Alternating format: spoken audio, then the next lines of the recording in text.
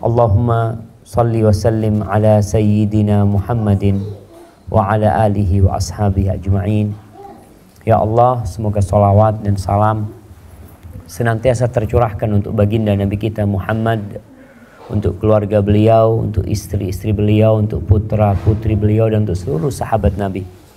Semoga Allah meridhai kita bersama mereka. Amma ba'd. Karena kita memang belum Idul Fitri, sebagaimana sebelum Ramadan yang kita bahas bagaimana mendapatkan Ramadan yang lebih bermakna. Banyak orang ketika beridul fitri, dia tidak mengkaji dan mempelajari tentang adab-adab dan hukum Idul Fitr. Dia mengalir saja mengikuti budaya dan tradisi yang ada. Bahkan kita bisa melihat orang-orang yang gak puasa ikut Idul Fitri. Gak boleh ikut Idul Fitri. Karena jelas Idul Fitri, Id itu artinya kembali. Al-Fitru itu artinya berbuka. Jadi Idul Fitri itu kembali berbuka. Sebagian mengatakan kembali kepada fitrah ya. Tapi makna yang sebenarnya al-fitru, kata Nabi Muhammad SAW, wal fitru yauma yuftirun nas. Disebut hari raya Idul Fitri itu karena pada waktu itu mereka berbuka, nggak puasa. Bahkan haram puasa pada waktu Idul Fitri. Makanya sebagian orang kadang-kala lihat pakai baju baru ya, ikut bergembira pada waktu Idul Fitri, padahal dia nggak puasa. Karena menurut mereka Idul Fitri ini tradisi, budaya, dan bukan agama. Maka perlu diluruskan bahwasanya Allah Azza wa Jalla memperhatikan segala hal yang diperlukan oleh hamba-hambanya. Berbincang tentang urusan akhirat, Allah juga berbincang tentang urusan dunia. Berbincang tentang urusan rumah tangga, Allah juga berbincang tentang urusan bertetangga. Allah berbincang tentang urusan kebersihan, Allah juga berbincang tentang urusan politik dan pemerintahan. Semuanya itu dibahas dalam Islam. Maka seorang muslim dituntut, kalau dia muslim, semua aktivitas dia itu sesuai dengan buku panduan, sesuai dengan aturan, sesuai dengan SOP yang sudah ditentukan.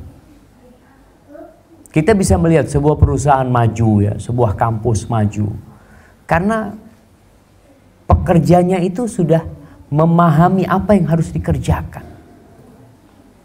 Kita kadang-kala muslim nggak tahu, yang ada ikut-ikutan. Allah Azza wa Jalla memberikan kepada kita sebuah syariat puasa yang hari ini belum selesai. Hari ini belum selesai. Bahkan kita berada di puncak-puncak Ramadan yang bisa jadi malam ini malam Lailatul Qadar. Tapi bapak-bapak, ibu-ibu, kalau kita lihat ya, malam-malam hari ini yang rame itu bukan masjid. Kalau kita jalan di Kiai Ahmad Siddiq sana, itu macet. Macet karena orang beribadah, sholat tarawih, atau karena mereka ke tempat lainnya. Kenapa macet jemaah? Pasar. Betul ya. Rame mereka ke pasar mau Idul Fitri. Coba kita lihat bagaimana sih Rasul sallallahu alaihi wasallam mempersiapkan diri untuk Idul Fitri. Beli baju baru. Belikan baju buat istrinya. Enggak juga. Makanya sampai ada yang mengatakan laisal id liman labisal jadid. Id itu bukan buat orang yang pakai baju baru. Bukan. Kenapa? Karena sejatinya kita mau beli baju baru, hari ini kita bisa beli, hari ini kita bisa pakai. Nggak harus nunggu Idul Fitri. Bahkan dalam setahun itu berapa kali kita pakai baju baru. Makanya dikatakan laisal id liman labisal jadid. Id itu bukan untuk orang yang pakai baju baru. Walakinnal 'id liman taqwahu yazid.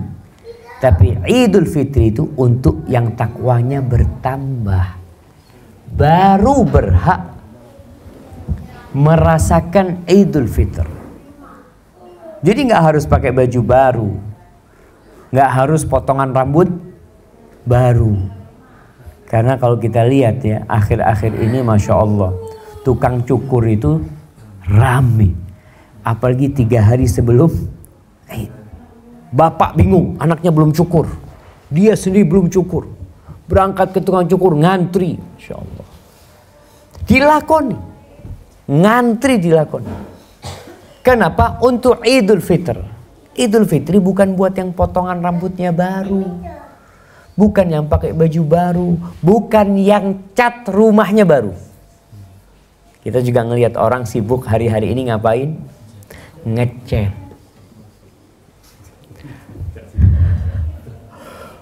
Pagar rumahnya sibuk dicat. Mungkin kalau ibu-ibu hordennya ingin ganti ya. Terus apa lagi yang mau diganti ibu-ibu? Sofanya diganti. Nah, bukan itu jemaah. Maka ini yang perlu kita kembalikan kepada pemahaman yang benar, bahwasanya Idul Fitri itu untuk orang yang takwanya bertambah, yang baru.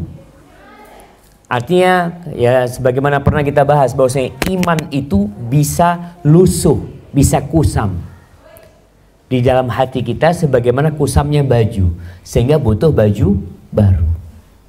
Lalu apa kata Nabi Muhammad SAW? Fasalullaha an yujaddida imanakum.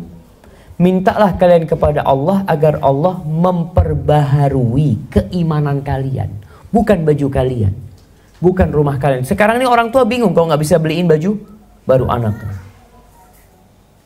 Semua orang desa, orang mana datang ke kota Jember jemaah untuk urusan baju baru. Masjid ditinggalkan. Padahal 10 malam terakhir ini Rasulullah SAW itu tidak keluar dari masjid, tidak mudun ke masjid. Kita malah tidak munggah ke masjid. Beliau nggak turun dari masjid karena fokus untuk ibadah, nggak fokus untuk bikin kue. Yang ibu-ibu juga kalau kita lihat sibuk nunggu parcel. Ya, parcelnya udah datang belum? Ya, kadang kala parcelnya ditaruh di atas semua, dilihat, seneng lihat parcel itu, Masya Allah. Bukan itu.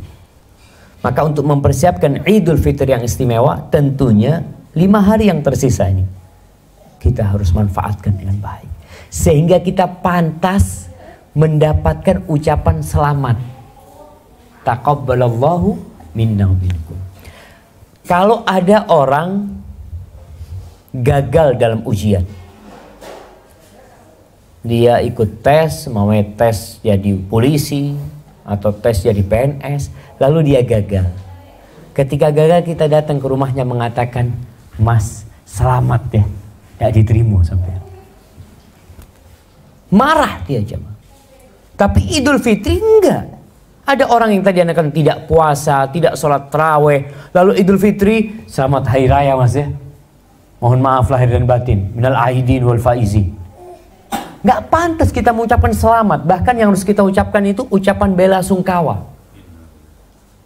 Iya, kita katakan, ya Allah Mas, sampean sebulan gak puasa, utimul pun rokok Mas.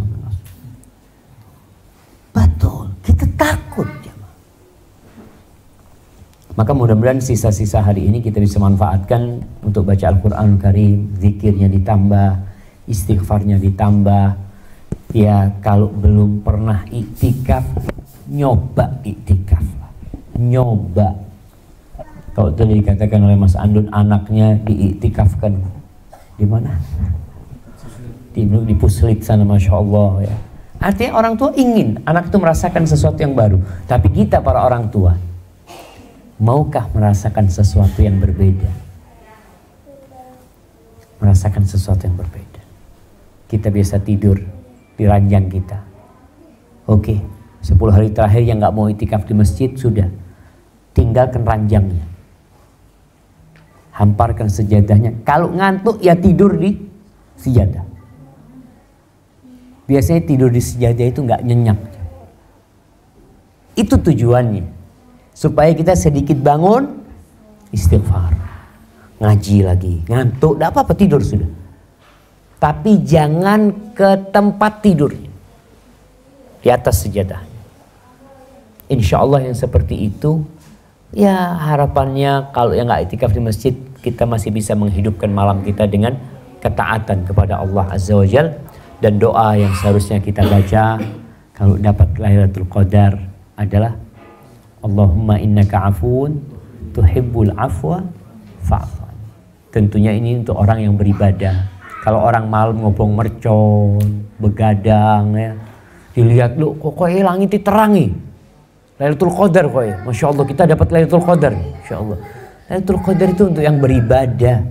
Kata Rasul SAW, man qama Lailatul Qadri imanan wahtisaban ghufira lahu ma taqaddama min dzambi.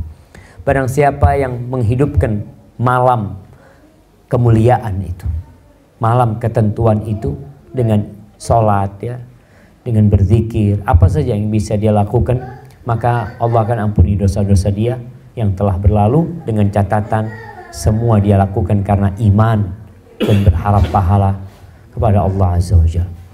Baik.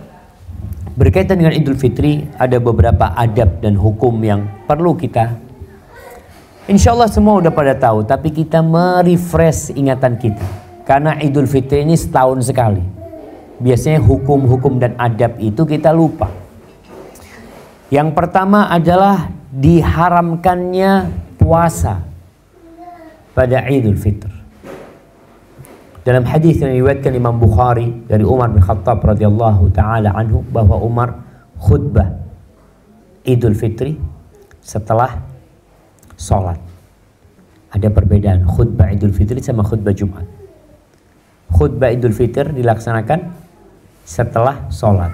Khutbah Jumat sebelum sholat. Khutbah Jumat wajib hukumnya menyimak.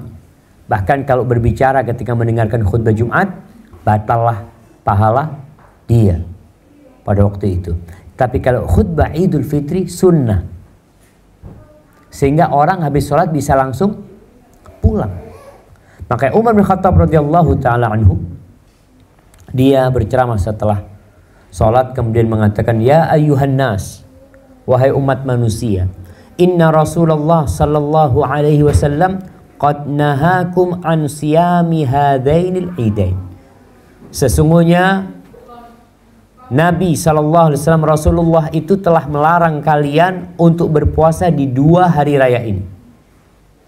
Amma ahaduhuma, adapun salah satunya adalah fayaumu fitrikum min siyamikum, hari tatkala kalian berbuka dari puasa kalian.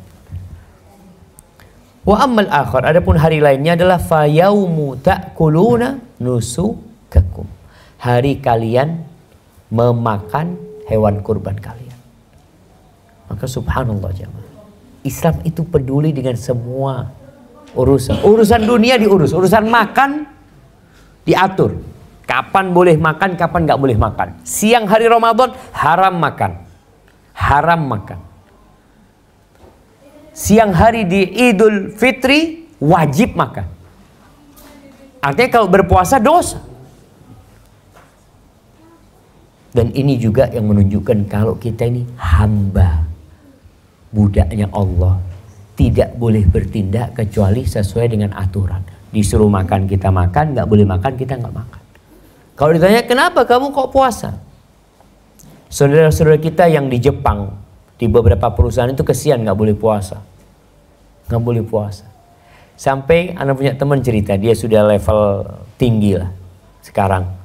Dia cerita dulu saat bos anak itu sayang sama anak. Ketika Ramadan anak boleh puasa, tapi suatu hari anak dipanggil ke kantor bos. Sini, tutup pintunya kata dia. Dikasih makan, kamu makan kata. Tuhan kamu nggak kelihatan, insya Allah kamu makan. Sampai seperti itu ya. Artinya mereka nggak paham bahwasanya kita meninggalkan makan dan minum karena beriman. Mereka nggak punya iman. Maka itu yang menyebabkan orang jadi merasa aneh ketika melihat satu tindakan yang buat dia mustahil gitu loh. Mustahil. Oke, kemarin ketika Ana jumpa sama awal Ramadan itu jamaah, Ana ke Jakarta, terus ke Qatar. Isi kajian di rumah seorang polisi. Di situ ada atlet Ironman. Mereka yang olahraganya, lombanya itu naik sepeda 180 kilo, lari 42 kilo, berenang 4 km hanya dalam 17 jam. 17 jam. Anak kalau ngelihat orangnya itu kurus. Masya Allah. Kuat sampean mas. Alhamdulillah. Ada secara akal kita tak mungkin. Tapi kenapa dia lakukan itu? Kalau kita tanyakan dapat apa mas? Anak mas dapat apa melakukan itu semua? Dapat apa jamaah? Dapat senang. Dapat senang, gak dapat apa-apa. Antum melihat teman-teman kita yang kadang-kala naik ke gunung, ya mendaki gunung, ya sampai atas gunung terus turun lagi. Mas, ada apa turun lagi? Kan sudah capek-capek sampai atas sana terus turun lagi. Dapat apa? Dapat senang. Begitu pula kita tatkala berpuasa, kita itu bisa dapat senang. Kata Rasul SAW, lisoim farhatan. Orang yang puasa itu memiliki dua kesenangan. Kesenangan ketika berbuka, Idul Fitri. Bentar lagi kita berbuka. Dan kesenangan yang kedua ketika berjumpa dengan Allah Azza wa Jalla. Jadi kalau itu yang ada pada diri kita, insya Allah mengabdi kepada Allah ini mudah. Nggak berat. Sholat pun tidak berat. Maka itu berkaitan dengan hukum yang pertama. Haram berpuasa pada waktu Idul Fitr. Disuruh sama Allah laksanakan, dilarang tinggalkan. Kita kadangkala banyak bertanya yang akhirnya membuat kita malas beramal. Kenapa Ustaz? Kok nggak boleh puasa? Ya udah, itu aturannya. Ikuti aturan, insya Allah kita selamat dan Allah ingin memberikan sebuah kegembiraan tadi buat orang-orang yang puasa.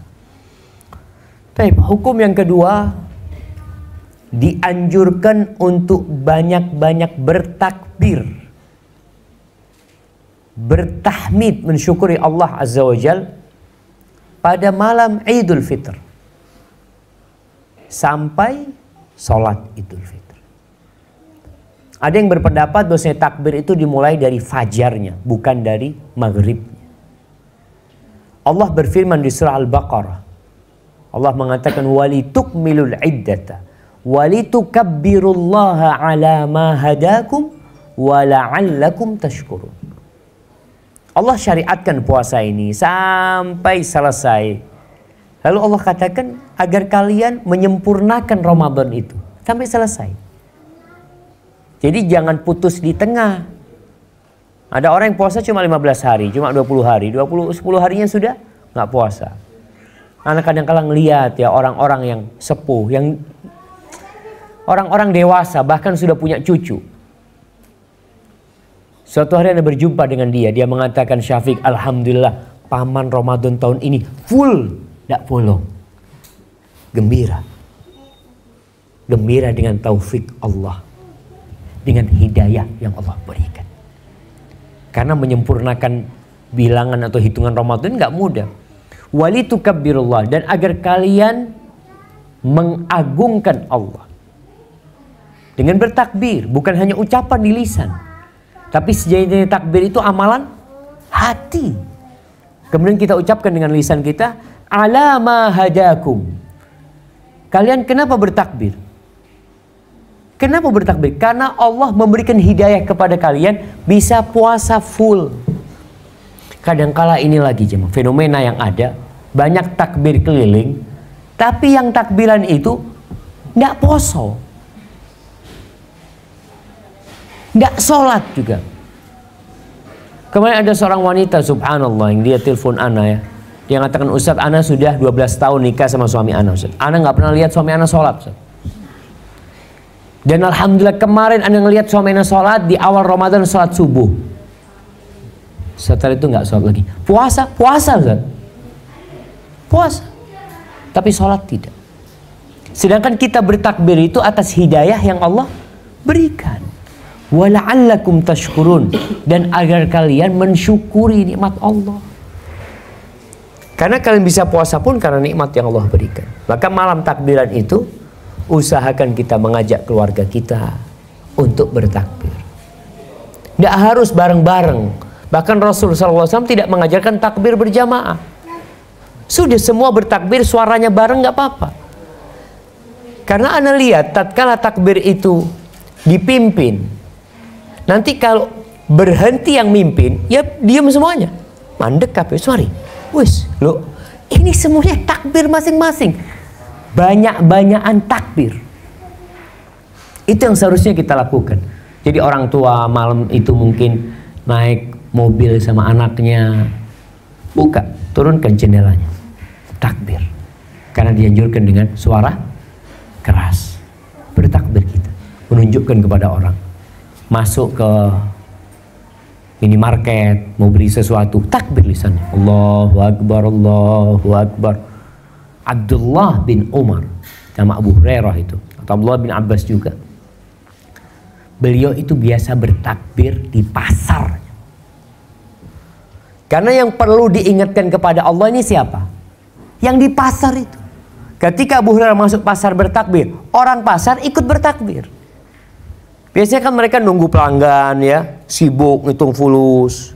Dengar takbir, Allahu Akbar, Allahu Akbar, ikut bertakbir. Itu dilakukan oleh para sahabat. Sehingga kalau bicara takbir keliling itu seharusnya dilakukan. Berangkat ke pasar kita masuk. Kita sebagai muslim nggak harus bawa apa? Bawa sound system apa? Enggak, masuk sudah. Allahu Akbar sambil nunggu, umpamanya kita lagi ngantri. Orang bayar, kita di belakangnya takbir kita. Allahu Akbar, Allahu Akbar, Allahu Akbar. Mungkin antum akan ditoleh sama yang di depan antum. Ini duduk masjid, Mas. Berarti kan sudah ada yang salah ketika berpikir takbir itu khusus di masjid. Tidak. Maka malam itu kita takbir, berangkat ke tempat sholat. Kita ini benar-benar sibuk kadang-kala jamaah. Ya, anak merasakan sendiri di rumah ya. Istri habis subuh nyiapkan anaknya. Kita tetap di rumah nyiapkan anak kita untuk berangkat ke masjid, berangkat ke musola dengan bertakbir. Sehingga anak-anak kita pun ikut dengan takbir orang tua. Baik. Sifat takbir bagaimana? Bebas. Allahu Akbar, Allahu Akbar 2 kali atau Allahu Akbar, Allahu Akbar, Allahu Akbar. La ilaha illallah wallahu akbar, Allahu akbar, walillahil hamd. Baca itu takbir jemaah. Kemudian yang ketiga, dianjurkan untuk bersih-bersih. Mandi. Sebagaimana kita Jumatan lah. Kita dianjurkan untuk mandi. Kemudian ya pakai baju yang paling bagus. Bukan baru. Bukan baju baru. Tapi baju yang paling bagus yang kita miliki. Nah, enggak, ini bahaya. Kadangkala yang baru itu harganya 100.000. Yang lama yang kita punya kita beli dengan harga 1 juta. Rasul sallallahu alaihi wasallam itu pernah Umar bin Khattab bawa baju dari pasar. Umar tuh lihat ada baju bagus. Dia bawa baju itu dari sutra. Kata Umar bin Khattab, ya Rasul, ibta'ad. Ya Rasulullah, engkau beli ini untuk engkau pakai di hari-hari besar, hari Jumat ya, untuk pakai. Dan ketika menjumpain delegasi-delegasi tamu-tamu negara yang datang. Cuma Rasulullah SAW marah sama Umar karena baju itu dari sutra, nggak boleh dipakai oleh mukmin. Kemudian di sini Aisyah radhiyallahu taala anha berkata, Rasulullah sallallahu alaihi wasallam mengatakan, "Ma 'ala ahadikum ayyakuna lahu thawban." Bisa nggak kalian itu punya baju nggak cuma 2 gitu loh. Siwa thawbai mihnatihi li jum'atihi. Kadang-kadang orang pakai baju kerja itu untuk Jumatan. Kan seharusnya Jumat itu pakai baju yang bagus juga jemaah. Tapi banyak orang Jumatan itu pakai baju kerja mereka. Mereka pakai baju kerja mereka. Ini hadis riwayat Abu Dawud, dan ya sunnah lah kita pakai baju yang bagus, bukan yang baru. Bukan yang baru. Apa warnanya bebas, cuma Rasul SAW itu suka warna putih. Sehingga kalau kita lihat dulu baju koko itu, baju takwa itu rata-rata warnanya putih, hampir semuanya putih.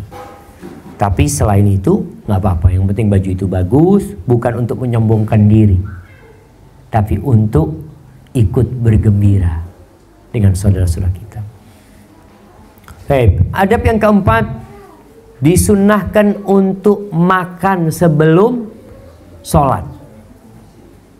Ini perbedaan Idul Adha sama Idul Fitri. Kalau Idul Adha dianjurkan untuk tidak makan kecuali setelah menyembelih hewan kurban. Jadi Rasulullah SAW itu kalau Idul Adha beliau nggak makan. Pulang dari sholat Id beliau sembelih kurbannya, dimasak, dimakan. Seperti itu. Tapi kadangkala kita masih jauh dari sunnah itu. Padahal bisa dilakukan. Kita punya kurban, kita potong, dan nggak lama lah. Yang lama itu kalau masak. Kalau bakar sate, ibu-ibu nih yang bakar sate, butuh berapa menit masak daging kambing itu? Berapa? 5 menit? Nggak sampai, jamaah. Antum kalau lihat orang bakar sate, nggak sampai 5 menit sudah matang. Itu pun bisa kita lakukan. Tapi kalau Idul Fitri sebelum berangkat ke masjid sudah makan. Dianjurkan makan kurma. Subhanallah ya. Rasul sallallahu alaihi wasallam, kata Anas bin Malik, kana Nabi sallallahu alaihi wasallam la yaghdu yaumal fitri hatta yakul tamarat. Nabi SAW tidak berangkat ke sholat Id itu sampai beliau makan beberapa butir kurma. Hadis riwayat Bukhari. Dan dalam riwayat lain disebut Nabi memakannya ganjil. Ganjil.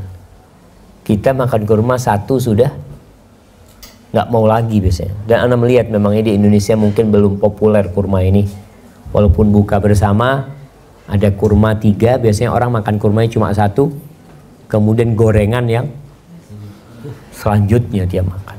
Rasul SAW makan kurma. Jadi usahakan kita makan kurma di rumah. Dan masih ada sisa kurma Ramadan, anak-anak yang dikasih, yuk sebelum berangkat ke masjid makan.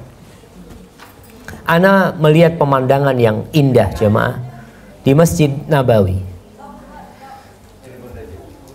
Di Masjid Nabawi di Mekah dan Madinah itu sholat Idul Fitri mungkin di Madinah itu hanya di 3 masjid. Bayangkan, sholat Idul Fitri hanya 3 masjid. Masjid yang sama ini mengadakan Jumatan nggak ada sholat, karena ini memang hari kebersamaan, sehingga masjid-masjid tutup, semuanya jadi satu.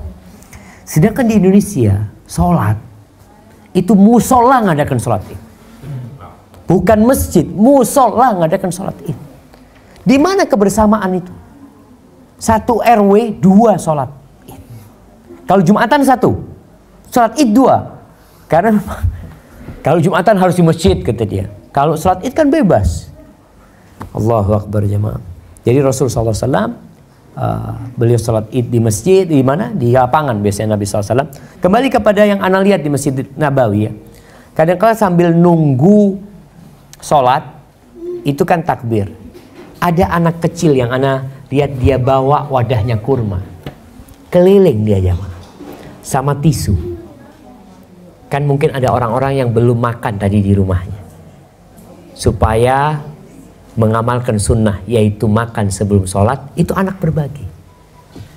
Mungkin itu bisa kita persiapkan. Jadi kita mau berangkat sholat, kita sudah ya kalau punya kurma-kurma, kalau nggak punya nastar ya nastarnya dibawa. Iya, nggak harus nunggu mereka dibawa ke rumah kita. Katanya nastarnya itu dimakan sebelum sholat, bukan setelah sholat. Habis sholat mau makan yang lainnya silahkan. Tapi sebelum sholat kita sudah mengamalkan sunnah Nabi Muhammad SAW. Kemudian yang kelima, dianjurkan untuk menuju masjid dengan berjalan kaki. Jadi sunnahnya ke masjid jalan kaki. Kalau masjidnya bisa dijangkau dengan jalan kaki. Ya kalau satu RW insya Allah masih bisa jalan kaki. Walaupun banyak orang akhirnya bawa motor ya, ada yang bawa mobil, usahakan jalan kaki. Ali bin Abi Thalib radhiyallahu taala anhu mengatakan, minas sunnah an takhruja ilal id masyian. Kata Ali bin Abi Thalib, termasuk sunnah engkau menuju ke salat id dalam kondisi berjalan kaki. Wa an ta'kula syai'an qabla an takhruj, dan engkau mengkonsumsi sesuatu sebelum berangkat. Sudah makan. Ini termasuk sunnah. Maka usahakan kita mengamalkan sunnah ini. Kemudian selain dianjurkan berjalan kaki, dianjurkan pula berangkat dan pulangnya itu dari arah yang berbeda. Jadi umpamanya kalau di perumahan ini ada 2 jalan masuk kan? Iya ada 2, ada berapa? Ada yang lewat gor, ada yang lewat. Alhamdulillah. Kalau umpamanya sholat jalan kaki menuju gor, bisa lewat sini, ke gor, lewat pagar langsung. Oh, ada jalan, masya Allah, ada jalannya kan. Nanti pulangnya cari jalan lain, cari jalan lain. Oh jauh Ustaz, disinilah jemaah. Sunnah itu ada hikmah yang besar. Apa hikmahnya? Kenapa kita disuruh lewat jalan yang berbeda? Para ulama menyebutkan beberapa hikmah. Di antaranya menunjukkan atau menampakkan syiar-syiar Allah di 2 tempat yang berbeda. Kita udah bisa lewat sini kan, takbir Allahu Akbar lewat situ. Tapi kita lewat jalan yang berbeda untuk menunjukkan kalau umat Islam itu banyak, sehingga orang-orang itu mengetahui. Yang kedua, untuk menjengkelkan, membuat jengkel orang-orang munafikin. Jadi orang munafik itu nggak suka ngelihat orang Islam seneng, nggak suka mereka. Ya kita bikin mereka lebih jengkel lagi untuk menunjukkan kebahagiaan dan kegembiraan umat Islam. Yang ketiga, untuk menebarkan salam di 2 masyarakat yang berbeda. Kita ini kadangkala kekurangan tetangga. Ya coba kita lihat lewat jalan lain. Ternyata lewat jalan itu banyak orang miskin. Kita assalamualaikum sama mereka, ahlan wa sahlan, sehingga kita mengetahui kondisi di sekitar kita. Kemudian ulama mengatakan optimis dengan perubahan. Artinya kita tadi lewat sini, kita lewat jalan lain, kita optimis kalau kita akan menjadi lebih baik, akan mendapatkan keridhaan Allah Azza wa Jal, dan kemudian juga untuk menambah saudara. Ya, ketika lewat ada saudara kita, assalamualaikum, datengin, ucapkan taqabbalallahu minna wa minkum ya. Mungkin dia nggak pernah jumpa antum kecuali Idul Fitri. Karena antum lewat jalan itu setahun sekali. Nggak apa-apa kita lakukan untuk mengamalkan sunnah. Tapi berkaitan dengan sholat Id, apa hukum sholat Idul Fitri ini? Ada 3 pendapat ulama.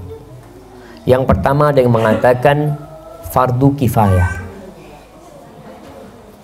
Artinya kalau sudah ada yang sholat, yang lainnya nggak wajib. Ada yang mengatakan sunnah muakkadah. Ini mazhab Syafi'iyah, mengatakan sunnah muakkadah. Ada yang mengatakan fardu ain, karena Rasul SAW menyuruh perempuan-perempuan untuk ikut. Bayangkan, perempuan ini dianjurkan untuk tinggal di rumah.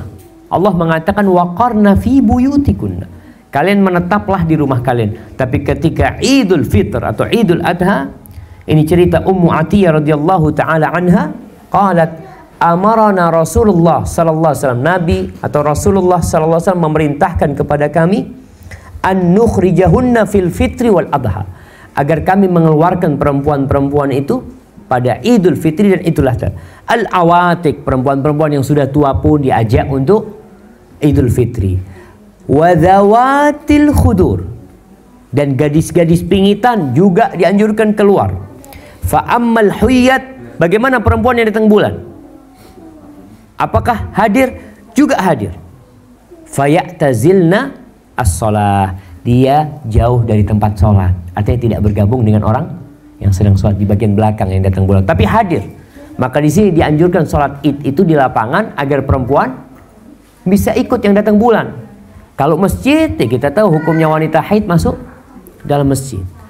Kemudian wayashhadnal khair wa da'watul muslim. Apa tujuannya? Agar mereka menyaksikan kebaikan yang banyak dan dakwah menuju kebaikan, di mana dia juga mendengarkan ceramah, mendengarkan pesan-pesan yang disampaikan di sana. Dan para ulama menyebutkan diperbolehkan perempuan ini keluar asalkan aman dari fitnah, karena fitnah wanita ini dahsyat sekali. Maka ketika perempuan keluar ikut sholat id, jangan berhias seperti hiasnya orang jahiliyah. Perempuan nggak boleh pakai parfum yang semerbak yang bisa dicium oleh orang laki-laki lain. Tapi kalau untuk keluarganya, untuk suaminya, silahkan dia berhias. Yang terakhir jamaah, berkaitan dengan ucapan selamat ya. Kita dianjurkan di Idul Fitr ini untuk mengucapkan selamat. Apa ucapan selamat yang biasa kita ucapkan? Minal aidin wal faizin, mohon maaf lahir dan batin. Ana ingin meluruskan, minal aidin wal faizin itu artinya bukan mohon maaf lahir dan batin. Minal aidin artinya semoga termasuk orang-orang yang kembali, yang merasakan hari raya ini. Wal faizin, faizin itu dari asal kata fauzan, yang artinya kesuksesan dan keberhasilan. Semoga termasuk orang-orang yang sukses. Nggak ada hubungannya sama mohon maaf. Makanya di Indonesia anda lihat kadang-kala minal aidin wal faizin nyon sapora. Wah, arti beda. Minta maaf silahkan, kita minta maaf kalau punya salah. Tapi ucapan selamat itu adalah mendoakan orang ini karena selesai puasa selama 30 hari. Taqabbalallahu minna wa minkum, semoga Allah menerima dari kami dan dari kalian. Seperti itu arti doa yang kita inginkan. Dan mohon maaf ini tidak harus nunggu Idul Fitri, dan tidak boleh nunggu Idul Fitri. Kalau punya salah bulan Ramadan, ya minta maaf sekarang. Siapa yang menjamin antum hidup sampai Idul Fitri? Nggak ada yang menjamin. Dan sudah menjadi kebudayaan di Indonesia, kalau punya salah, aku nanti mau minta maaf kalau Lebaran. Udah tahu punya salah, minta maafnya kapan? Nunggu Lebaran. Maka tolong diperhatikan, silahkan kalau memang mau minta maaf, tapi jangan nunggu Lebaran. Kapan kita punya salah, ketika itu kita minta maaf. Hadza wallahu a'lam bishawab. Dan silaturahim dijaga ketika Idul Fitri. Bersenang-senang di Idul Fitri ini diperbolehkan, tapi dengan batasan-batasan yang sudah ditentukan. Barakallahu fiik. Baik, kita ada waktu 4 menit. Baik, Ustaz. Silakan bagi bapak ibu-ibu yang mau bertanya, saya berikan kesempatan. Jika ada yang menulis di kertas, juga bisa disampaikan ke moderator.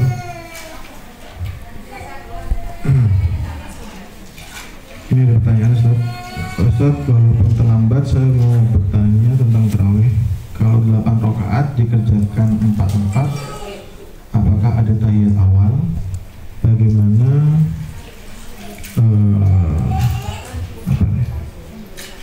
bagaimana pahala sholat tarawih di rumah? Nah, berkaitan dengan sholat tarawih ini, sholat malam ini yang lebih utama adalah dua-dua. Yang lebih utama, keluar dari perbedaan pendapat, karena sebagian ada yang mengatakan yang 4 rakaat nggak sah, ada yang mengatakan seperti itu. Kalau 2 semuanya sepakat sah.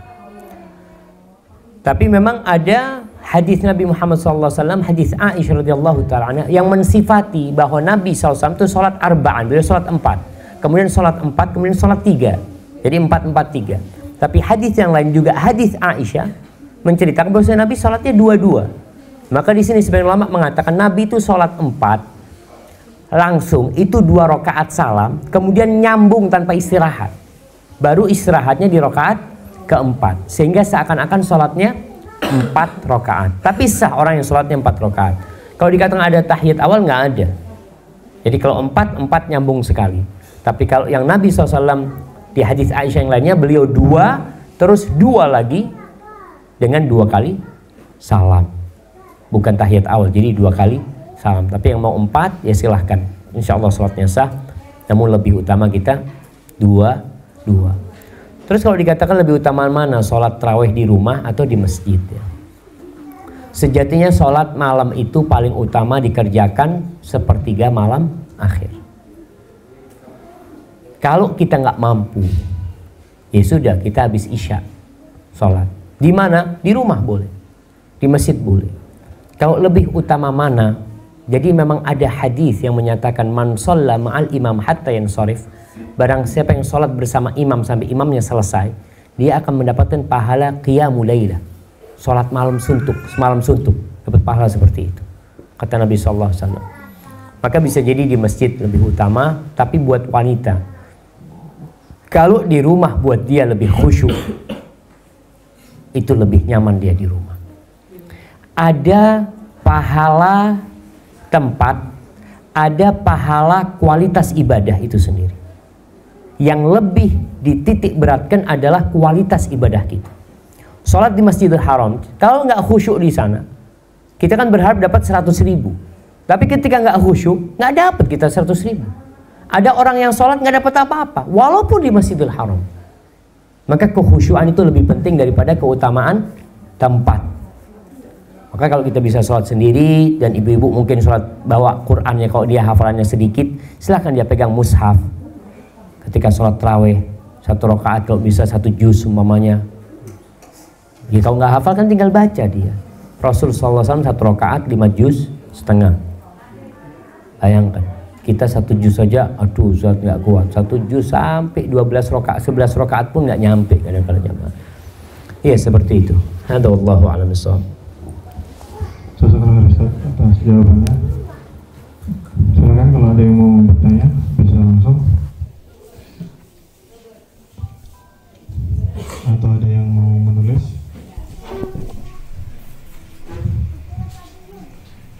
Mungkin saya mau tanya. Biasanya kalau di kita setelah sholat id kita bermaaf-maafan dengan orang tua, dengan keluarga gitu. Ini sebuah bentuk ibadah atau memang hanya tradisi, dan bagaimana Islam melihat hal ini, Ustaz? Ya. Jadi kalau bicara maaf-maafan itu kapan saja, tadi kita sampaikan, hendaklah kita minta maaf kapan saja. Kalau kita mau minta maaf pada waktu Idul Fitri, kita karena memang momennya itu berkumpul dengan keluarga semuanya. Artinya ada orang-orang yang nggak pernah kita jumpa di sana, orang-orang pada mudik memang, dan kita ingin minta maaf kepada keluarga, silahkan, nggak ada masalah. Tapi nggak harus nunggu waktu itu. Umpamanya kita ketemu sama keluarga kita yang jauh mudik dari Jakarta datang ke sini, kita ketemu malam ini. Seharusnya malam ini kita minta maaf sama dia. Nggak nunggu Lebaran. Ketika Lebaran itu yang kita lakukan sebenarnya mendoakan tadi, taqabbalallahu minna wa minkum minal aidin wal faizin. Ketika kita merasa memang punya salah sama orang tua kita, kita minta maaf, nggak ada masalah. Jadi itu masuk kebiasaan mungkin yang analisa nggak bermasalah untuk kita amalkan ya.